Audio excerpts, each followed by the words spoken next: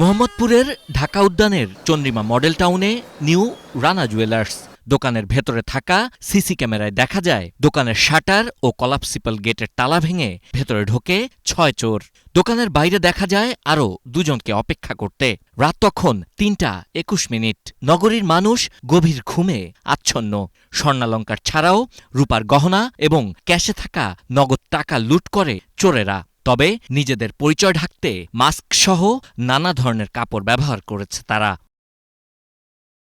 বড় একটি লোহার সিন্দুকও পিকআপ ভ্যানে তুলে নিয়ে যায় সংঘবদ্ধ চোরেরা। ঠান্ডা মাথায় পুরো চুরির প্রক্রিয়াটি শেষ করে তারা। এর আগে তারা একটি পিকআপ ভ্যানে ওই জুয়েলারি দোকানের সামনে আসে। শুরুতেই দোকানের সামনে থাকা সিসি ক্যামেরা খুলে ফেলে তারা।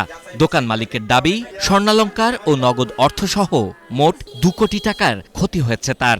বন্ধকের আছে ২০ ভরি, দোকানের কাস্টমার আর আমার মিলে প্রায় ৫০ ভরি। আর রূপা তো একটু দাম কম, যার কারণে এটা একটু বেশি ছিল, প্রায় ৬০০ ভরি প্লাস। সিন্দুকটা লকারটা নিয়ে গেছে, এই যে আপনার এটা ভিতরে থাকে, তো এখান থেকে এইখান পর্যন্ত নিয়ে আসা এটা উঠাই নিয়ে গেছে।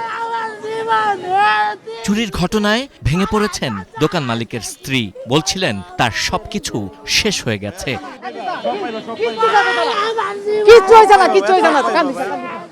পুলিশ বলছে এটি একটি পরিকল্পিত চুরির ঘটনা। আশপাশে থাকা সিসি ক্যামেরার ফুটেজ সংগ্রহের মাধ্যমে এরই মধ্যে শুরু হয়েছে তদন্ত। ৮ জন মানুষ মিলে যেহেতু চুরি করেছে, নিঃসন্দেহে তারা আগে থেকে এটা পরিকল্পনা করেছে এবং এর আগে হয়তো এখানে এসেছে বা দেখেছে, বা না হলে তো তারা ৮ জন মিলে এসে, এবং এখানে ৪-৫টা তালা ছিল, তালাগুলো তারা ভেঙেছে। যাওয়ার সময় মালিকের ভাষ্যমতে তালাও নিয়ে চলে গেছে। চুরির ঘটনায় মোহাম্মদপুর থানায় অজ্ঞাতনামাদের বিরুদ্ধে মামলা করেছেন দোকান মালিক মাসুদ রানা। Sabbir Ahmed, star news, Dhaka.